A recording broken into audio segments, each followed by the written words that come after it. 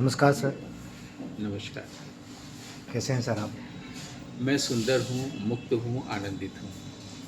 आपका हमारे नए यूट्यूब चैनल एक्टर्स वे में बहुत बहुत स्वागत और अभिनंदन है। Thank you. सर आज का सवाल अभिनय से थोड़ा सा हटके है, लेकिन वो कहीं ना कहीं जैसे तैसे अभिनय में आ ही जाएगा और मैं चाहता भी हूँ कि आप उस बात को अभिनय तक ला ही दीजिए। जी। दरअसल सवाल जीवन से ही है और सारा सब जो सवाल होता है वो जीवन का ही है। तो आप हमेशा सर इस बात को हर दिन हर रोज़ जब भी मिलते हैं हम लोग, आप हमेशा ज़िक्र भी करते हैं, लेकिन मैं फिर भी चाहता हूँ कि आप फिर भी इस सवाल का जवाब दें, बताएं, ताकि दर्शकों के लिए भी ये आसान हो समझने में और अभिनय के द्वारा भी इस सवाल को समझा जाए। सर जो जीवन में दुख है, इस दुख का आकार क्या हमेशा से इतना बड़ा रहता है या अपने स्थिति में अपने हर व्यक्तिगत जो आदमी है उसकी स्थिति के अनुसार घटता बढ़ता रहता है, बदलता रहता है या वो सतत रहता है? ये और इसका एस्केप क्या है? ये कैसे एक कलाकार या एक आम आदमी भी उससे कैसे एस्केप हो सके? क्योंकि दुःख ऐसा लग रहा है कि वो निरंतर एक समानांतर रेखा के साथ जीवन में हमारे चलता रह रहा है। हम कुछ पल के लिए, थोड़े वक़्त के लिए आनंद या खुश हो सकते हैं, हो रहे हैं, लेकिन दुःख उसके पीछे हमेशा बना रह रहा है। जैसा वो वक़्त ख़त्म हो रहा है, दुःख तुरंत हावी हो जा रहा है। तो उस वक़्त कैसे अपने आप को आदमी एस्केप करे या और अगर एस्केप करे तो किस जगह एस्केप करे ताकि वो अपने आप को अच्छा समझे? ये जानते हुए कि दुःख तो है, लेकिन वो असर ना करे। सर मैं जानता हूँ आप इन सवालों अप्रभावित से। कैसे रहें? जी सर, ये सवाल कई बार हम लोग बात करते हैं और आप जाने-अनजाने तौर पे भी ये बताते ही रहते हैं हर समय। पर अ, फिर भी मैं चाहता हूँ कि ये हमेशा पूछते रहना ज़रूरी है और बताते रहना भी आपका ज़रूरी है ताकि हमें याद रहे। सर यही है। मुझे खुशी है कि अब तक लोग दुःख के प्रकार पर बात करते हैं, आप दुःख के आकार पर बात कर रहे हैं। इसके छोटे-छोटे उत्तर इस तरह से हैं कि जैसे आपने कहा कि हमेशा ये है, तो यहाँ पर राजघाट में नदी बैठती है ना कृष्णमूर्ति फाउंडेशन के बगल जी। से।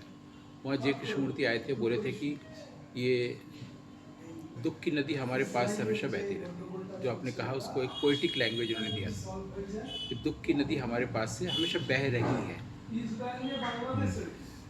तो एक तो ये हो गया, दुःख की नदी हमेशा बह रही है। दूसरी बात है कि एस्केप करने की, तो एस्केप किसी भी चीज़ से नहीं करना चाहिए। फिर जय कृष्णमूर्ति कहते थे कि एस्केप मत नहीं करने के लिए, वही उसी के साथ रहने के लिए, तो आप फिर उससे अलग हो जाए, ऐसा वो कहते हैं। और आपने कहा कि ये जीवन में हम लोग थोड़ी देर के लिए भले ही खुश हो जाए, आनंदित हो जाए, लेकिन रहता है। तो आज आपका विषय है दुःख, जी। दुःख का आकार और इससे हम कैसे अप्रभावित रहें। और आपने ये भी कहा कि ये तो हमेशा है और बस यही हो सकता है कि कैसे हम उससे बचें अधिक से अधिक। और गंभीर विषय है।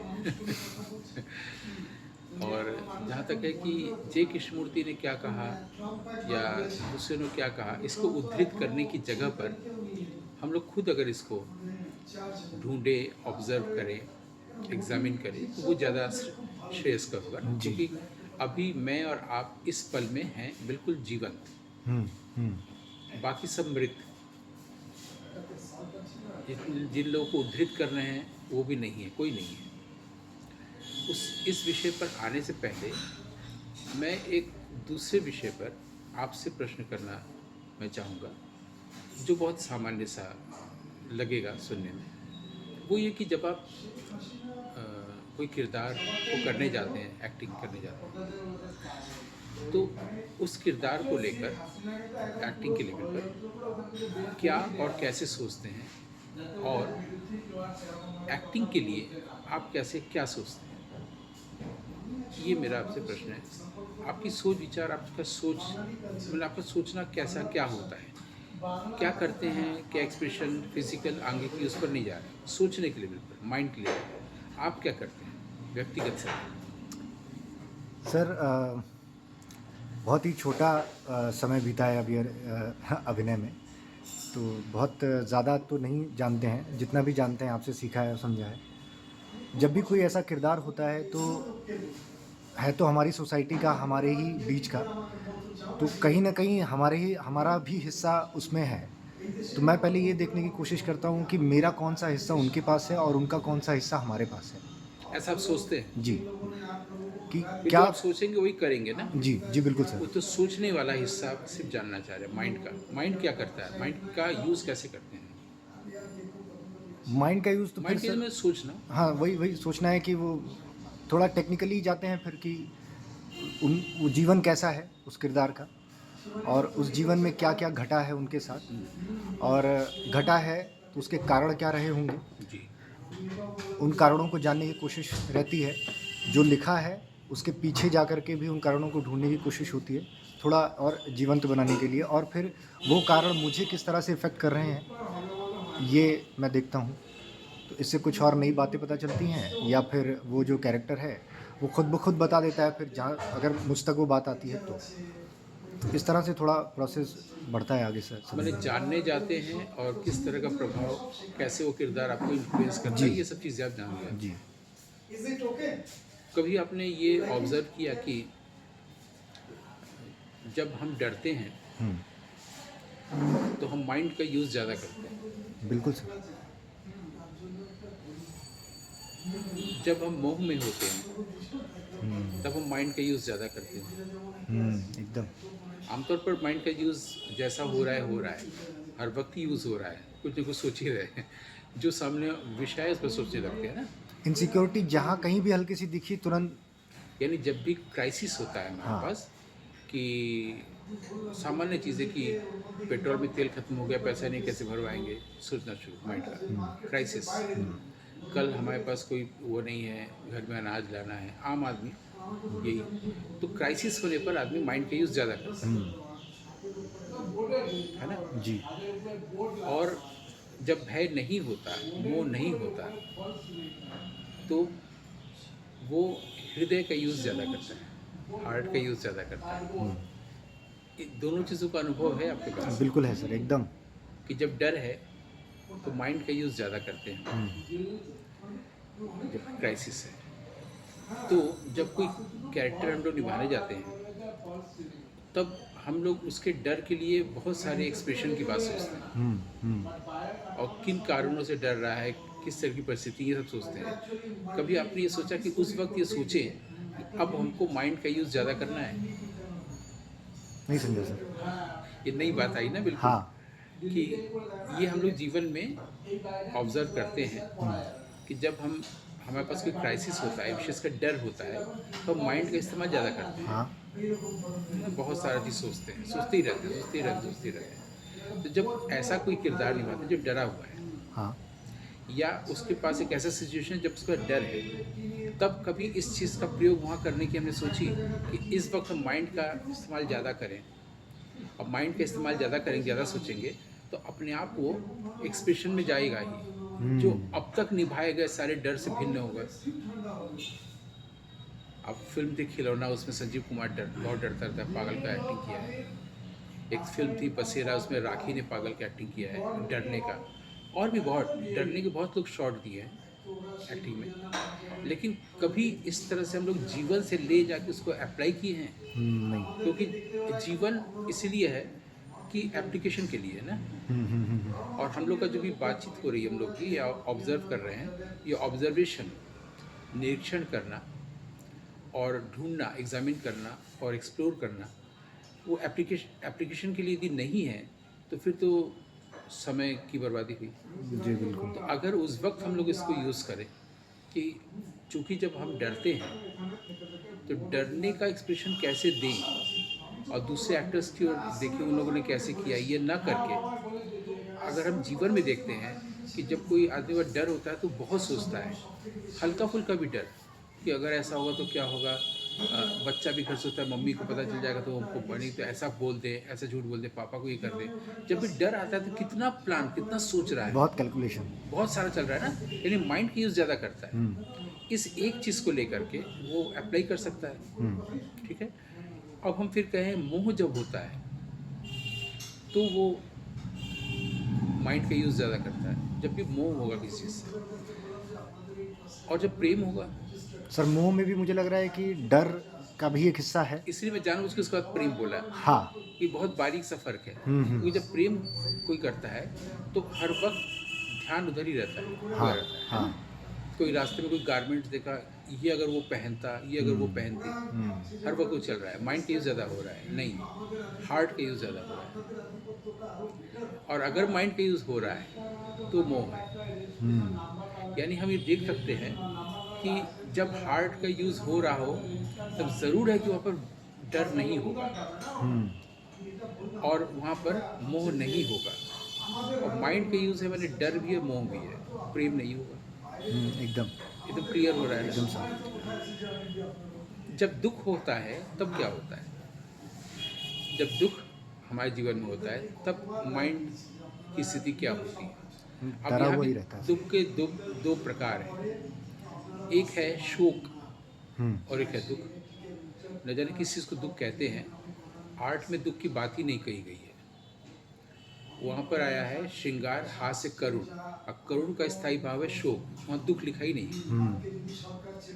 और हम लोग जानते हैं जब घर में किसी की मृत्यु होती है, बिल्कुल बहुत क्लोज व्यक्ति की, और घर में डेड बॉडी रखा हुआ है, और उस वक्त और सब भी काम करने हैं, लोग आ रहे हैं, सब कुछ आ रहे हैं, जितने लोग आ रहे हैं सबको आप पहचान रहे हैं।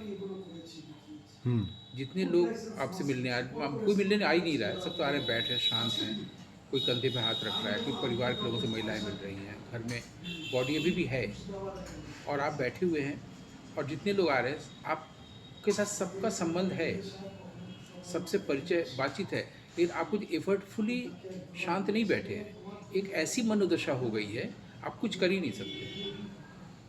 मतलब आप चाह के भी स्माइल नहीं कर सकते, चाह के भी हाथ नहीं मिला सकते, चाह के भी उठ के जाके गिलास पानी नहीं दे सकते हैं। सब कुछ आपको समझ में आ रहा है लेकिन फिर भी आप एक खास भाव दशा में हैं। ये शोक है,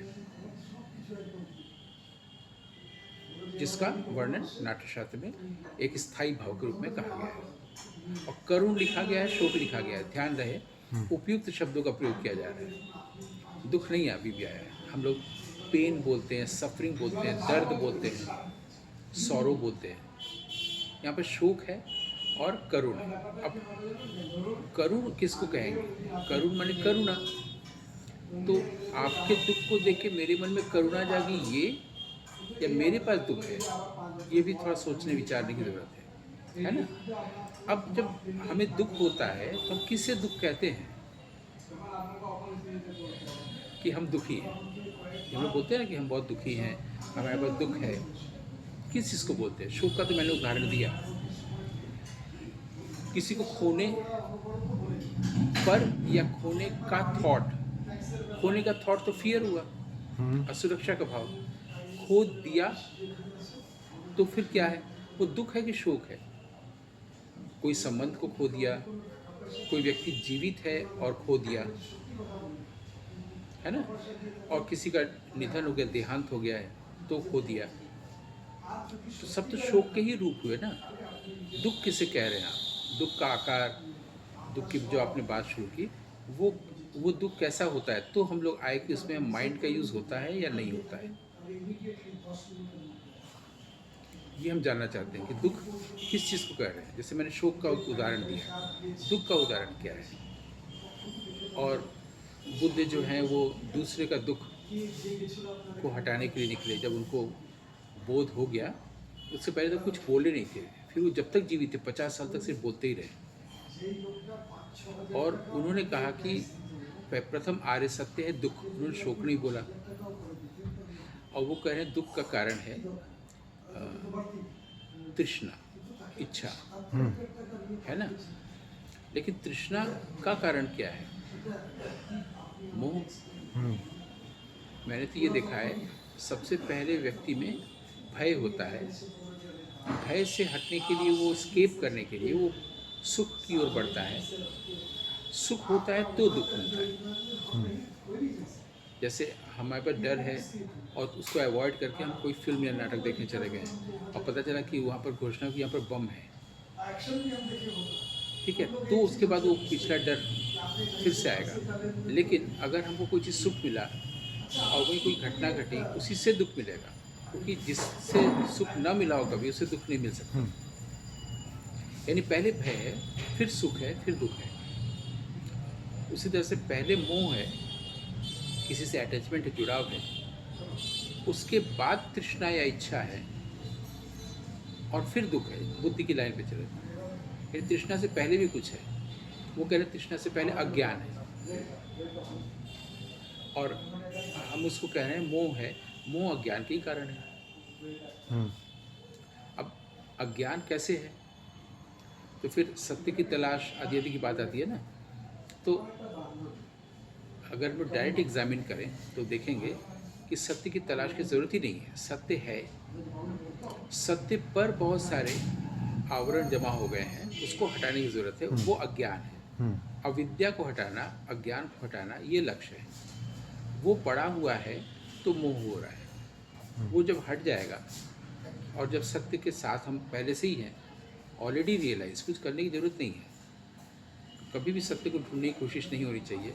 ये किसी किताब से नहीं बोला जा रहा है, आपको भी लग रहा होगा, क्योंकि ये कहीं लिखा ही नहीं है। बस जो चीज़ उसको कैमोफ्लेज किया है, छुपाया, उसको हटाने की जरूरत है। सारी साधना, सारा योग, सारा कला कर्म जिस रिचुअल है, वो इसलिए ही है कि ये हटे। जब ये हटेगा, सूरज अपनी जगह पहले से खिला हुआ है, निकला हुआ है। जैसे हम हवाई जहाज़ में बैठे हैं दिल्ली एयरपोर्ट पर, तो वहाँ पर अंदर बैठे हैं और जो भी इंटर कर देगा सब रेनकोट पहन के आ रहे हैं। बाहर बारिश हो रही है, खिड़की से देखा बारिश हो रही है, आके फिर रेनकोट हटा रहे हैं। जब वो उड़ा, बादलों के ऊपर क्या हुआ, नीला आकाश, धूप, सब कुछ नीचे हो रहा है ना। तो मैंने सोचा कि जब मैं नीचे रहा करूँगा, बारिश हो रही है, मैं समझ जाऊँगा कि ये सब छलावा, इसके ऊपर तो सूरज है। ये जो कैमोफ्लेज कर लिया, सूरज को छुपा लिया है, जो जिसने ज्ञान को छुपा लिया, अज्ञान, अविद्या, उसको हटाने की जरूरत है। जब आप खिली हुई धूप के साथ हैं तो प्रसन्न है ना, फिर दुख कहाँ है? यानी हमको अगर मोह हो रहा है, दुख हो रहा है, सब कुछ हो रहा है, ये इन सब चीज़ों के कारण हो रहा है ना, जो जिसने हमारी असल रूप को ढक रखा है। अगर हम यहाँ आ जाए तो फिर जिन जिन चीज़ों ने ढक रखा था, उन सब का अच्छे से हम पोर्ट्रे कर पाएंगे आर्ट में। एकदम। यहाँ पर तो दुख है ही नहीं है। हम यहाँ से बोल रहे थे अभी तक, जो आपने प्रश्न किया था, वहाँ पर इस तरह से मैं आया है ना, कि हम लोग दुख हमेशा, जो नदी बह रही है, नहीं बह रही। कहा जाता है ना कि जो चिड़िया है वो बारिश होती है तो पेड़ में जाके पत्तियों में छुपती है, लेकिन जो ईगल होता है वो उड़ते उड़ते वो बादलों के भी ऊपर उड़ जाता है। वो बादल से नहीं डरता है, बादल के बियॉन्ड चला जाता है। तो अगर एक व्यक्ति, जो आप शुरू में बोल रहे थे कि एक आर्टिस्ट, और अब जीवन की बात, जीवन में कोई व्यक्ति यदि चिड़िया से ईगल हो पाया है भाव के लेवल पर, तो फिर उसके लिए दुख है ही नहीं, उसके लिए नदी में नहीं बह रही दुख की। हमेशा जो दुख की नदी बह रही है, जो शुरू में उद्धृत किया, उसको उद्धरण की जरूरत नहीं है, नहीं बह रही है। और अब वो दुख जब है ही नहीं है तो उस पर बात क्या हो। लेकिन ऐसे स्टेट में आने के बाद हम दुख से भरा हुआ जीवन कैसा होता है उसका वर्णन कर सकते हैं। और अगर दुख में हैं और दुख का वर्णन कर रहे हैं तो मुझे नहीं लगता कि बहुत अच्छा अभिनय होगा। जब आप यहाँ आ गए, उससे फ्री हैं, तब आप उन सब चीज़ों का वर्णन कर सकते हैं, तो फिर अभिनय होगा। तो जो आप नहीं हैं, अभी तो आप दुख में है ही हैं, और दुख का वर्णन कर रहे हैं, दुख को दिखा रहे हैं, डरे हुए हैं, डर को दिखा रहे हैं, तो माइंड का यूज़ कर रहे हैं। जब आप हार्ट के लेवल पर आ गए हैं, ईगल हो गए हैं, तो आप माइंड की सारी चीज़ों को बता सकते हैं कि आपके माइंड में क्या चल रहा है, आपके माइंड में क्या चल रहा है, आपके माइंड में चल रहा है, सारे कैरेक्टर्स को आप समझ रहे हैं। लेकिन जब आप खुद एक माइंड है, माइंड का यूज़ कर रहे हैं, तो आपको लग रहा है कि मैं तो बहुत डरता हूँ, मैं डर का अभिनय बहुत अच्छा कर पाऊँगा, नहीं कर पाएंगे, क्योंकि आप खुद उस जगह में, आप तो अंधेरे में घिरे हुए हैं। तो अंधेरे का वर्णन कैसे करेंगे? प्रकाश में जब जाएंगे तो अंधेरे का वर्णन करेंगे, यस। या धूप में जाएंगे तो छाया का वर्णन कर सकेंगे, या छाया पे रहेंगे तो धूप का वर्णन कर सकेंगे ना, उससे जब अलग होंगे।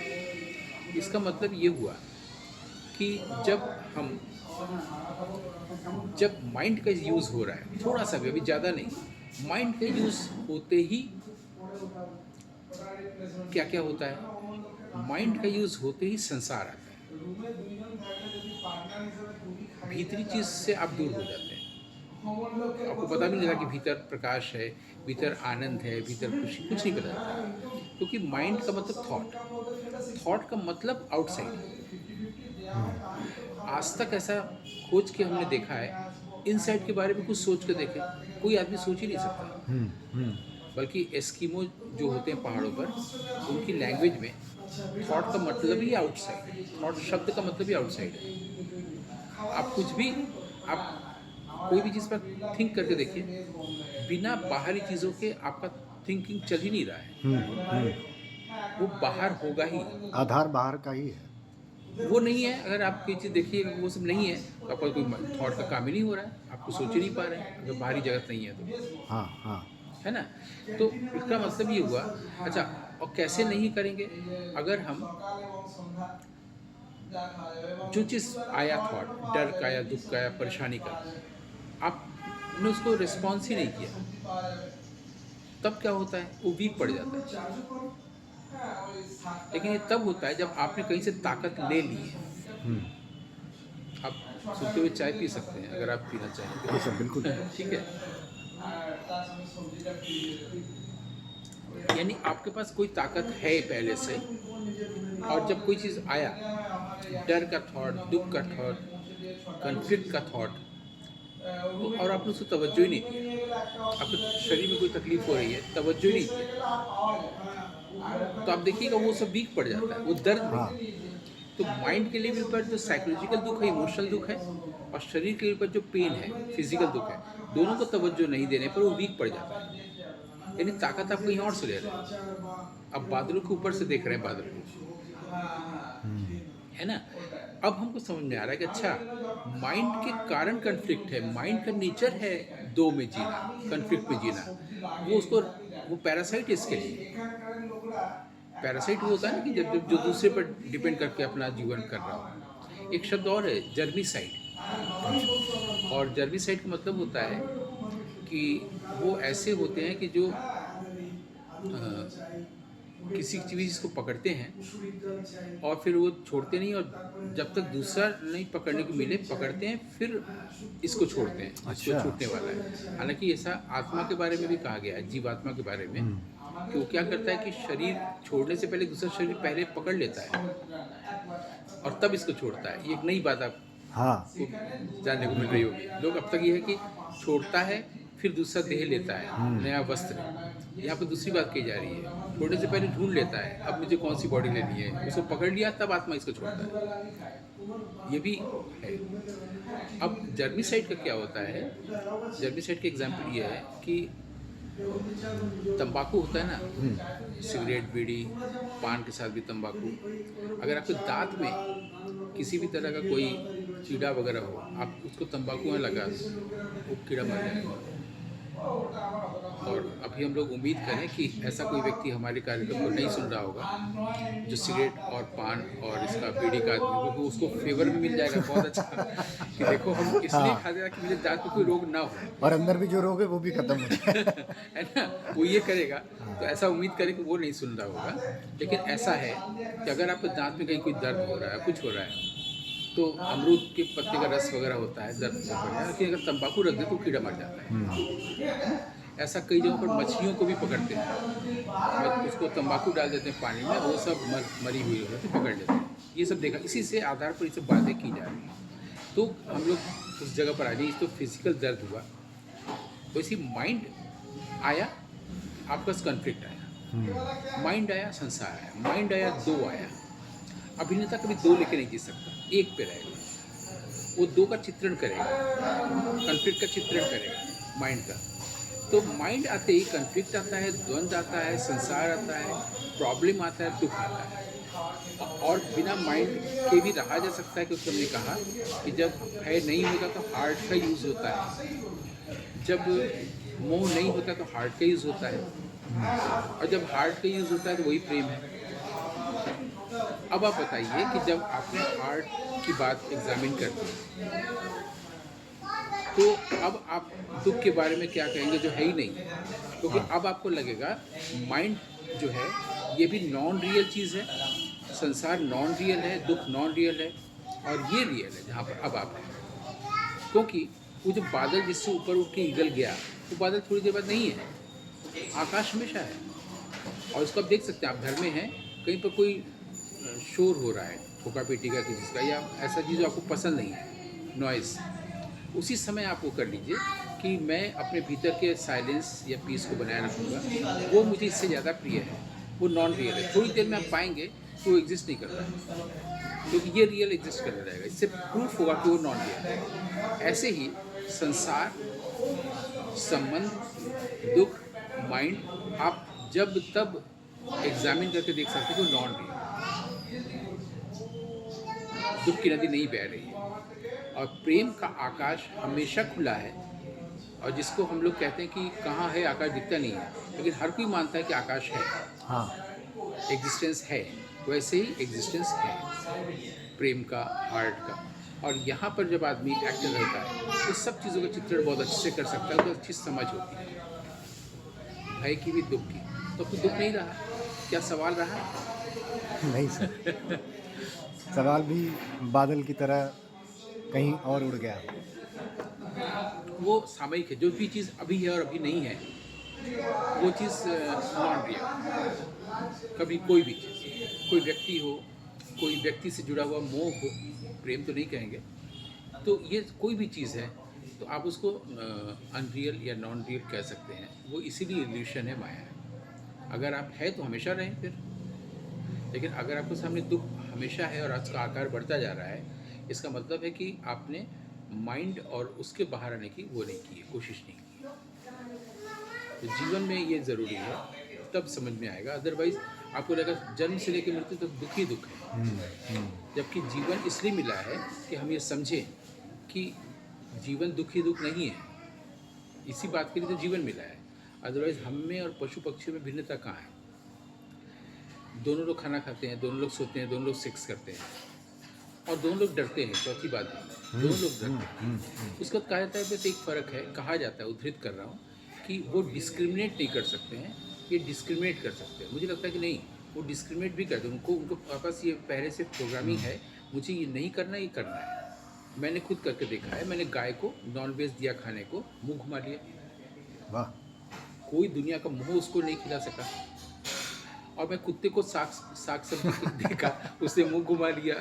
दुनिया का कोई व्यक्ति उसको साग नहीं खा सकता, यानी उसके पास डिस्क्रिमिनेट करने की चीज़ है, यानी मैं जो उद्धृत कर रहा हूँ उसको भी मैं हटा दे रहा हूँ, ये नहीं है। फिर क्या फ़र्क है मुझ में और पशु पक्षियों में?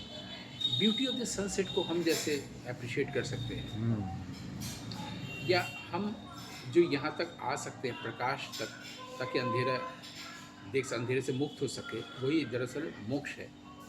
ये बस पशु पक्षी से भिन्न यहाँ पर है मनुष्य। इसीलिए हम देखते हैं कि कुत्ता आदमी को ऐसे देखता रहता है, कितना अच्छा बोलते हो, काश मैं भी बोल सकता, तुम्हारे अंदर ये गुण है, तुम मुक्त हो सकते हो, मैं मुक्त नहीं हो सकता, एकदम उसको देखिए देखता रहता है। मुझे लगता है कि ये जो चीज़ है, ये एकमात्र फ़र्क है पशु पक्षियों से। अदरवाइज़ वहाँ भी दुख है, यहाँ भी दुख हाँ बिल्कुल है ना? तो हम कैसे अलग हैं? और एक बार आपको वो जब प्रकाश मिल जाता है, मतलब जिस चीज़ से ढका हुआ था वो जब हट जाता है, तो क्या होता है? वो क्या होता है, वो धूप पूरे विश्व ब्रह्मांड कॉस्मोस में फैल जाती है। फिर कोई भी आपसे भिन्न नहीं है, सब में आप उसी को देखते हैं। फिर कोई मैं तुम का भेद नहीं रहा, मैं मेरा नहीं रहा। ये इतना विशाल हो गया कि सब तरफ सूरज की धूप ही धूप, प्रकाशवंत, प्रकाशमान। ये नहीं कि अमेरिका में भी रात है और यहाँ दिन में, ऐसा नहीं। सब तरफ वो, तो सब में ही हम उस प्रेम को देखते हैं। फ़र्क नहीं रह गया, हमें भेद दृष्टि नहीं रह जाती है। यहाँ पर एक्टर को होना है, तब वो सब चीज़ों का चित्रण अच्छे से कर पाएगा, क्योंकि उसके पास पूरी समझ है। मुझे लगता है कि फिर मैंने थोड़ा सा एल्यूट किया, सजेस्ट किया, संकेत किया क्या अभी भी सवाल है आपके पास? नहीं सर, हर बार आप कहते हैं कि थोड़ा कठिन हो जाता है, लेकिन मैं कहता हूँ कि ये कठिन नहीं, आप बहुत सरल करके बताते हैं। ऐसा इससे भी ज़्यादा सरल अब कोई पता नहीं शायद ही कर पाएगा, क्योंकि इतना सरल अब अगर किसी को नहीं समझ में आया तो कठिन ही सही है उसके लिए। तुम कठिन में ही और जियो। हमेशा ये देखना चाहिए, एक पैरामीटर पर रखना चाहिए कि ये जो चीज़ मुझे पसंद नहीं आ रही है, क्या ये मेरे जो पास अभी पीस है उससे ज़्यादा श्रेष्ठ है? मेरे पास जो भी साइलेंस से ज़्यादा श्रेष्ठ है? नहीं, मैं इसकी रक्षा करूँगा, जी खो दूंगा कोई भी चीज़, धन दौलत संसार सब खोने को तैयार है, पीस नहीं खोएंगे। ये हर चीज़ में देख करता है, क्या ये मेरे पीस से ज़्यादा बेहतर है, अच्छी चीज़ है, क्या उसका सौंदर्य मेरे पीस से ज़्यादा श्रेष्ठ है? इसको मैंने पीस और साइलेंस की, फिर देखिए क्या होता है। जो इंटरनल साइलेंस है या इनर साइलेंस है, वही सरेंडर है और वही ईश्वर का दर्शन है, और फिर अपने आप सब होता रहता है, फिर किसी को उद्धृत करने की ज़रूरत नहीं होती, फिर आप अपना पद गाते हैं। बहुत बहुत धन्यवाद सर आपका, आपके इस दर्शन के लिए और इस प्रकाश के लिए। मैं पूरी उम्मीद करता हूँ कि मेरे ऊपर जो आवरण चढ़े हैं कुछ हद तक निकल भी गए हैं आपके ही प्रकाश के सहारे। हाँ, ठंड में ना निकले, ठंड में आवरण रहे। हाँ दृष्टि आपके पास रहे हमेशा। जी,